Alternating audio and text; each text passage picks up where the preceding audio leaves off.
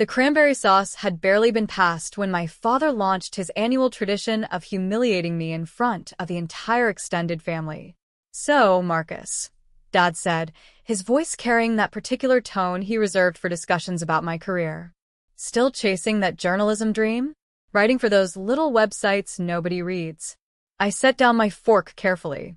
27 family members were packed into my parents' oversized dining room in their Connecticut estate. The room itself was designed to impress. Hand-painted wallpaper imported from France, a dining table that could seat 30, and a crystal chandelier that my mother claimed was once owned by European royalty. Aunts, uncles, cousins, and their various spouses all turned to watch the familiar spectacle unfold. The crystal chandelier cast prismatic light across the table, illuminating faces I'd known my entire life. Faces that now wore expressions ranging from pity to barely concealed amusement. "I'm doing fine, Dad," I said quietly. "Fine." My mother laughed, dabbing her mouth with a cloth napkin monogrammed with our family crest. "Honey, your brother just made partner at his law firm. Your sister closed a $40 million real estate deal last month. And you're, what? Typing articles for free." My brother Daniel smirked from across the table, his Yale law tie perfectly knotted. At 42, he had become everything our parents had ever wanted: successful, wealthy, and eager to remind everyone of it. His wife, Catherine, sat beside him, wearing a necklace that probably cost more than I made in a year. She looked at me with the particular disdain reserved for disappointing relatives. My sister Patricia examined her manicured nails, a massive diamond engagement ring catching the light from the chandelier above. She was 38, newly engaged to a hedge fund manager named Bradley, and considered herself the family's social ambassador. Bradley sat beside her looking bored, occasionally checking his phone to monitor whatever markets were open on Christmas Day. And then there was me, Marcus Chen, 34 years old. The family disappointment. "I've told you before," I said calmly. "I work as an investigative journalist. It's meaningful work." "Meaningful?" Dad scoffed. "You know what's meaningful? A salary, benefits, a retirement plan. Not whatever it is you do in that cramped apartment in Brooklyn, pretending to be some kind of crusader."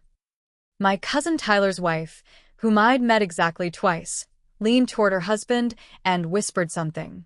They both glanced at me and laughed. It wasn't subtle. Nothing ever was at these gatherings. Aunt Helen leaned forward, her pearl necklace swaying. "Richard, maybe you should." "No, Helen," Dad cut her off. "This is for his own good. Someone needs to tell him the truth.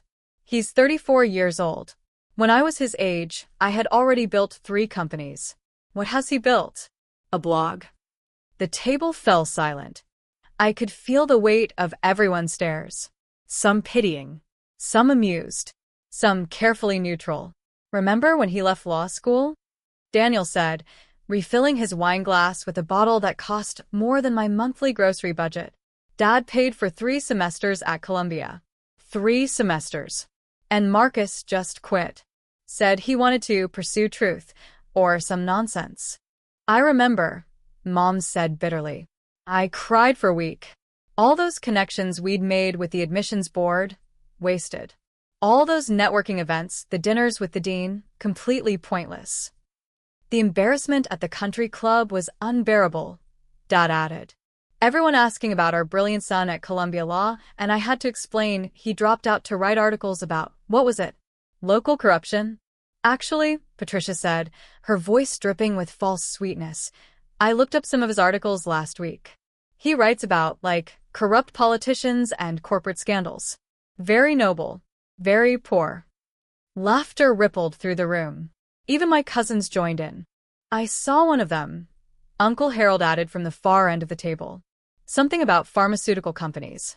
Honestly, who reads that stuff? Boring as watching paint dry. No offense, Marcus, but maybe leave the business stories to actual business people." I continued eating, my expression neutral. I had learned, long ago, that engaging only gave them more ammunition. "You know what the problem is?" Daniel said, gesturing with his wine glass. "Marcus always thought he was better than the rest of us. Too good for the family business. Too good for a real career. He wanted to make a difference. He made air quotes with his free hand. How's that working out for you, little brother? I took a slow breath. I had learned, over years of these gatherings, that responding only made things worse. They wanted a reaction. They wanted me to defend myself so they could tear down whatever I said. Nothing to say? Mom asked. See, this is the problem. No ambition. No drive. Just silence. I have plenty to say, I replied evenly. I just don't see the point in arguing at Christmas dinner. That's because you can't argue, Dad said. You have nothing to show for yourself. When was the last time any of us saw your name in a real publication? Not some internet blog. A real newspaper. A real magazine. My phone buzzed in my pocket. I ignored it. You know, Uncle Harold said, my friend's son started in journalism. Gave it up after 2 years. Now he's a successful marketing executive. Makes 6 figures. Has a house in Westchester. Drives a Mercedes. Maybe you should consider a pivot, Marcus. A pivot, Patricia laughed. That would require him to admit he was wrong. And we all know Marcus is never wrong. He's just perpetually unsuccessful. More laughter. Cousin Miranda, who was studying for her MBA at Wharton, chimed in. I actually looked at the economics of independent journalism for a class project. The median income is like $32,000 a year. No offense, Marcus, but that's barely above the poverty line. I mean, how do you even survive in New York on that? No offense taken, I said mildly, reaching for my water glass. See, that's the problem, Dad said, pointing at me with his fork. No fight. No fire. When I was building my business, I fought for every dollar, every client, every opportunity. You just sit there and accept mediocrity. You've become comfortable with failure. At least he's consistent, Bradley, Patricia's fiancé, added with a smirk. It was the first thing he'd said all evening that wasn't about his fund's performance. My phone buzzed again. And again. Someone's popular, Daniel said sarcastically. Probably his landlord asking for rent. Or a collection agency, Patricia added. I pulled out my phone, more to escape their stares than anything else. The screen showed 4 missed calls from the same number. A New York number I didn't recognize. There was also a text message. Mr. Chun, this is the Pulitzer Prize Board. It is urgent that we speak with you. Please call back immediately. I stared at the message. Read it again. My heart began to pound, but my face remained impassive. Years of practice at this table had taught me that much. What is it? Mom asked, noticing my expression. Did you get fired from your blog? Can you even get fired from a blog? Tyler's wife whispered loudly. More laughter. I need to make a call, I said, standing up. Oh no, Dad said firmly. You're not leaving this table. We're having a family discussion about your future. Sit down. This is important. More important than your family? That's exactly the problem, Marcus. You always think you're too good for us. Too busy with your little stories to spend time with the people who matter. Let him take his call, Aunt Helen said quietly. Maybe it's about a job. A real job. Daniel laughed. Doubtful. When has Marcus ever had a real job? You know what? Dad said, a malicious glint in his eye. Take your call, but put it on speaker. If it's so important, we should all hear it. Unless you're embarrassed about something? He was challenging me, trying to humiliate me further. He expected it to be nothing, a spam call, maybe, or something he could mock. 27 faces turned to watch, already preparing their pity or their laughter. Okay, I said calmly. I returned the call and set my phone on the table, speaker on. The room quieted as the phone rang. Once. Twice. Mr. Chun? A woman's voice, professional and warm. Yes, this is Marcus Chun. Mr. Chun, this is Dr. Patricia Hernandez, chair of the Pulitzer Prize Board. I apologize for calling on Christmas Day, but we've been trying to reach you. I'm here with several members of our committee. My father's smirk began to fade. Daniel set down his wine glass. Cousin Miranda's jaw dropped slightly. The room seemed to freeze. I'm sorry I missed your calls, I said. I've been at a family dinner. Completely understandable. Mr. Chun, I'm calling with news that couldn't wait. The Pulitzer Prize Board has completed its deliberations for the investigative reporting category. Your 12-part series on the pharmaceutical price-fixing scandal has been selected as our winner. The silence in the room was absolute. 27 pairs of eyes fixed on my phone. You're telling me I won the Pulitzer Prize? I asked, keeping my voice steady. Not just one, Mr. Chun. The vote was unanimous, something that hasn't happened in this category in 17 years. Your investigation led to federal indictments of 14 pharmaceutical executives, saved taxpayers an estimated $2 billion, and prompted the largest healthcare reform legislation in a decade. The committee was deeply moved by the scope and impact of your work. A man's voice came on the line. Mr. Chun, this is Robert Williams, Executive Director of the Columbia University Graduate School of Journalism. I want to add my personal congratulations. Your series has already become required reading in our investigative journalism curriculum. It represents the highest standards of the profession. My mother's face had gone pale. My father's mouth hung slightly open. Uncle Harold, who had called my pharmaceutical investigation boring as watching paint dry, stared at his plate as if hoping it might swallow him. Another voice joined. Marcus, this is Senator Elizabeth Warren. I'm on the call because I wanted to personally thank you. Your reporting was instrumental in passing the Pharmaceutical Accountability Act. You've done more for American healthcare in 2 years than most legislators do in their entire careers. Patricia dropped her fork. It clattered loudly against her plate. Dr. Hernandez continued. Mr. Chen, we'd also like to inform you that 3 major publishing houses have already contacted us about your memoir rights. Additionally, CNN, The New York Times, and The Washington Post have all submitted offers for you to join their investigative teams. I believe the highest offer is currently $3.2 million over 4 years, plus equity stakes. Daniel choked on his wine. His face turned red as he coughed, wine dribbling down his Yale law tie. Catherine patted his back, her expression frozen somewhere between shock and horror. Thank you, I said. This is unexpected. One more thing, Dr. Hernandez said. I understand from my colleague at the Nieman Foundation that you've been selected as a Nieman Fellow at Harvard for next year.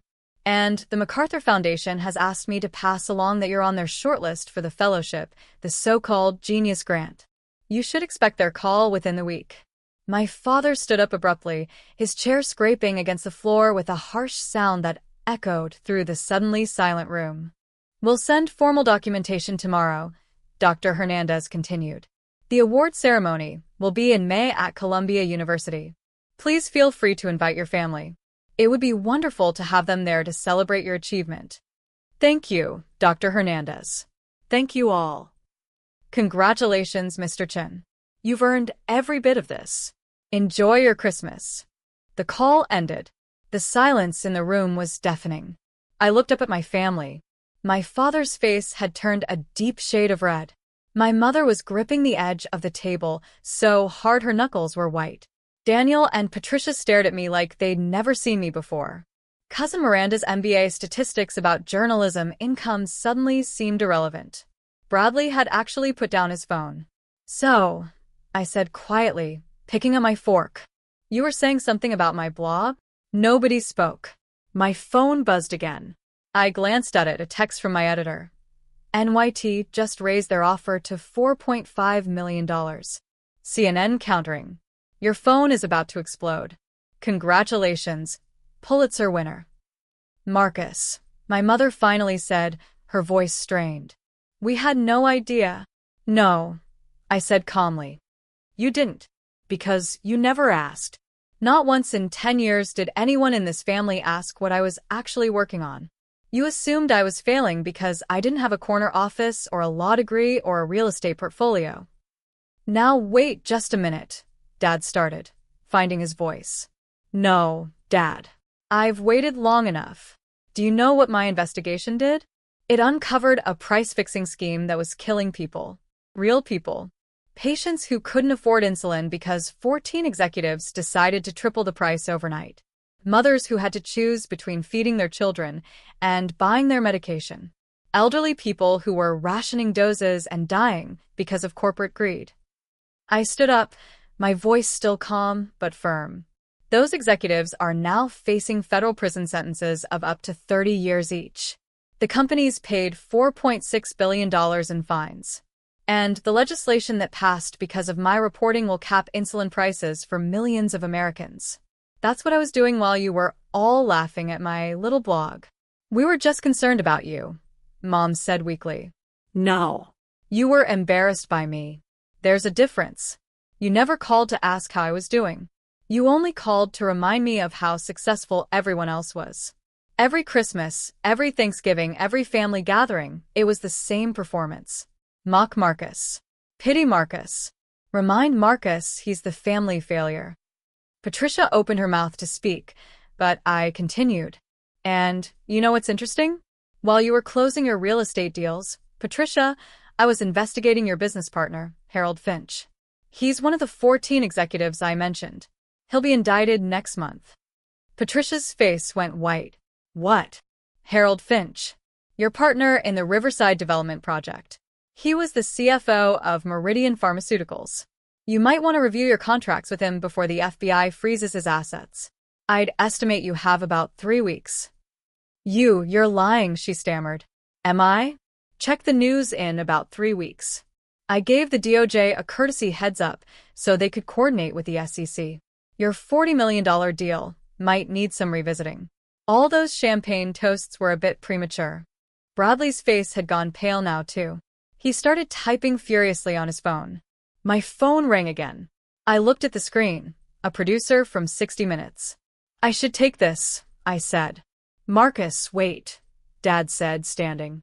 Maybe we got this wrong. Maybe. I laughed softly. Dad, you literally called me an embarrassment to the family 20 minutes ago. Mom agreed. Daniel compared me to a failed marketing executive. Patricia called me perpetually unsuccessful. Cousin Miranda cited income statistics to prove I was barely above the poverty line. Miranda stared at her plate, her face flushed crimson. I've spent 10 years being dismissed by this family. 10 years of Christmas dinners where I sat quietly while you all took turns reminding me how disappointed you were. Do you know why I never defended myself? No one answered. Because I didn't need your validation. I knew what I was doing mattered. I knew the work was important. And I knew that eventually, the work would speak for itself. My phone kept ringing. Another text appeared, this time from Anderson Cooper personally. Heard the news. Would love to have you on AC 360 next week. Call me when you can. Marcus, Daniel said, his voice subdued. We're family. We should celebrate this together. Celebrate?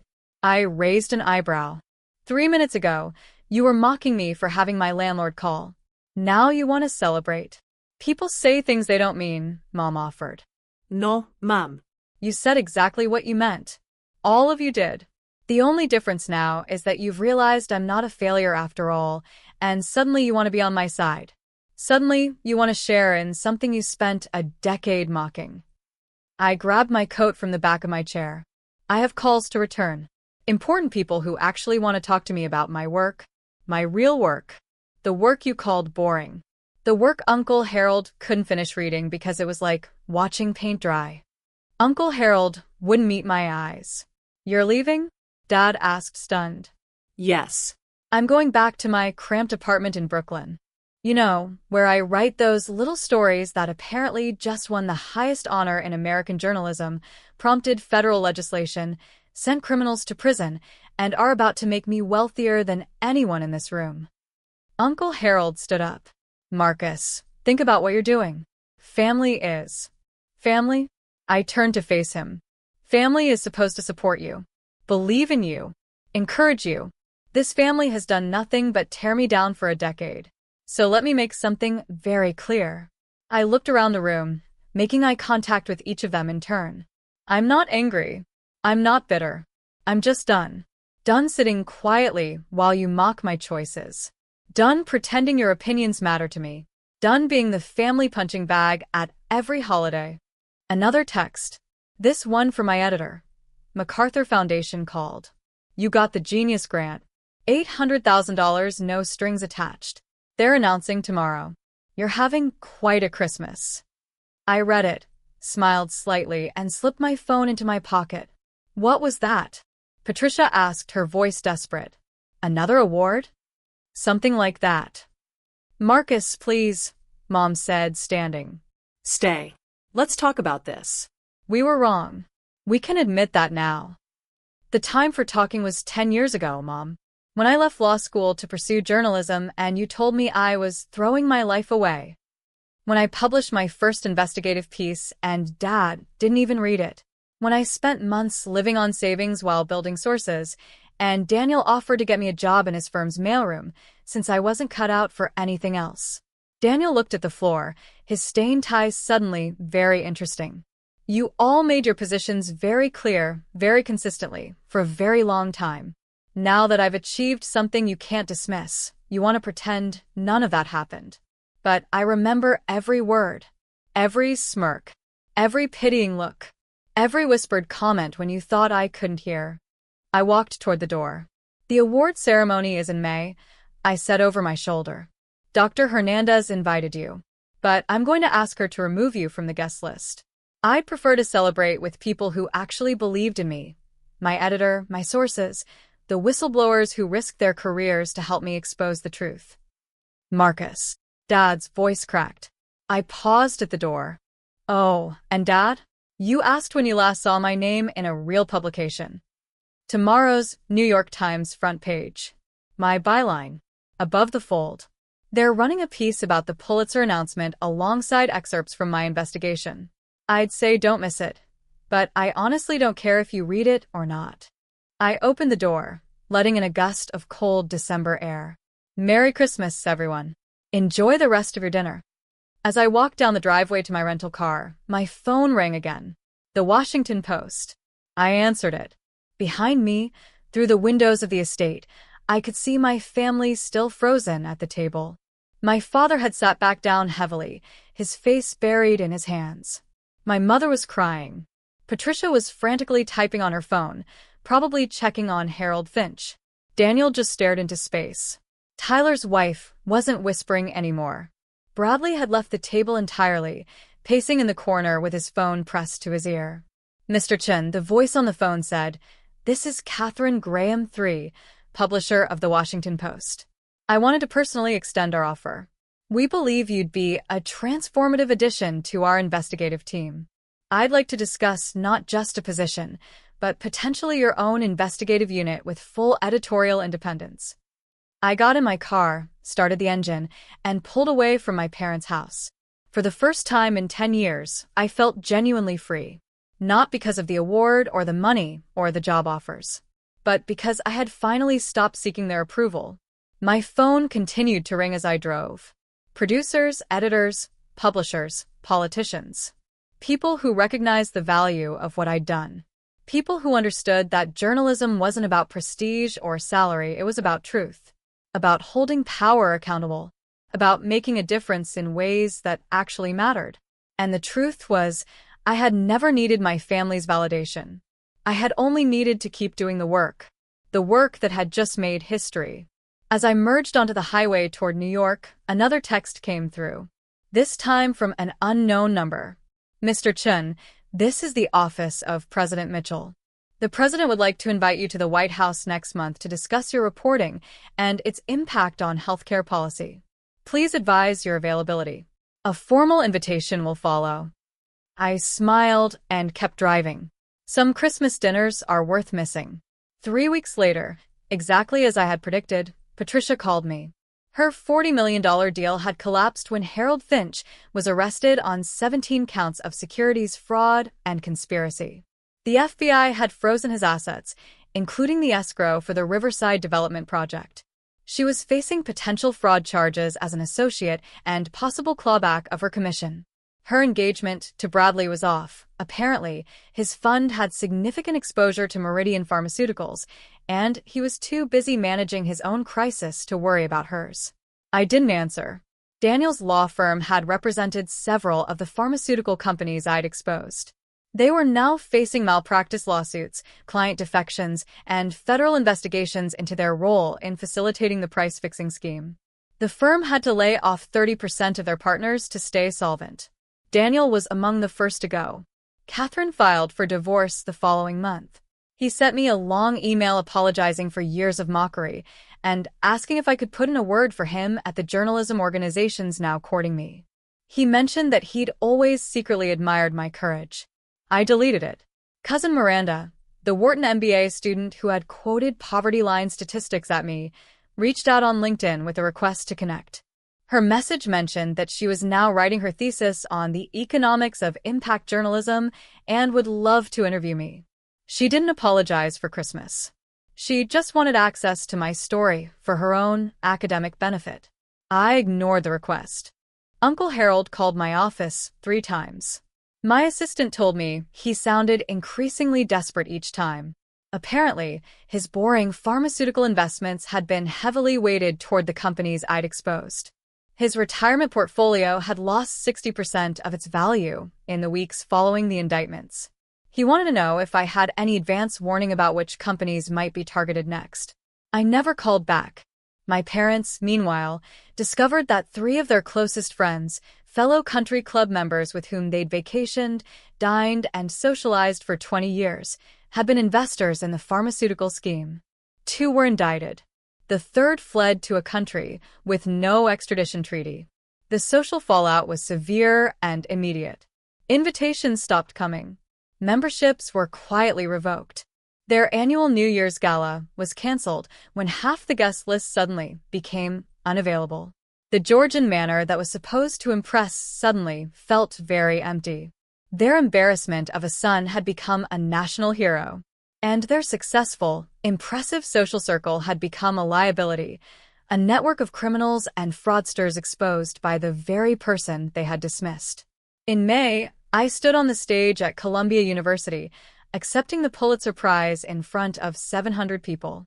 The president had sent a video message of congratulations. 3 Supreme Court justices were in attendance. My investigation was being called the most impactful journalism of the decade by every major outlet that had once rejected my applications. My family wasn't there. They hadn't been invited. As I looked out at the audience, my editor who had taken a chance on me when I was nobody, my sources who had risked everything to help me, the whistleblowers who had provided documents at great personal cost, the colleagues who had believed in me when my own family wouldn't, I felt no regret. These were my family now. The people who had supported me when I had nothing. The ones who saw value in truth when everyone else saw failure. The ones who never once asked about my salary or mocked my apartment. I raised my award to the crowd. This, I said, is for everyone who was ever told their work didn't matter. For everyone who was dismissed, underestimated, or laughed at for pursuing something meaningful. Keep going. The work speaks for itself. Eventually, always, the work speaks for itself. The standing ovation lasted nearly 3 minutes. Afterward, I was surrounded by well-wishers, senators who wanted to shake my hand, journalists who had inspired me as a young reporter, activists whose causes had been vindicated by my work. A pharmaceutical executive who had turned whistleblower embraced me with tears in his eyes, thanking me for giving him the courage to come forward. My phone buzzed with a text from an unknown Connecticut number. I glanced at it. "We're watching. We're so proud of you. Please call us. Mom and Dad." I read it, considered it for a moment, then slipped my phone back into my pocket without responding. Pride that only came after success wasn't pride at all. It was opportunism dressed in family clothing. And somewhere in Connecticut, in a house that was no longer invited to the best parties, a family watched the ceremony on television. In silence. Just like I had sat in silence at their table for 10 years. The difference was I had been silent because I didn't need their validation. They were silent because they had finally realized they had been wrong about everything. And there was nothing left to say.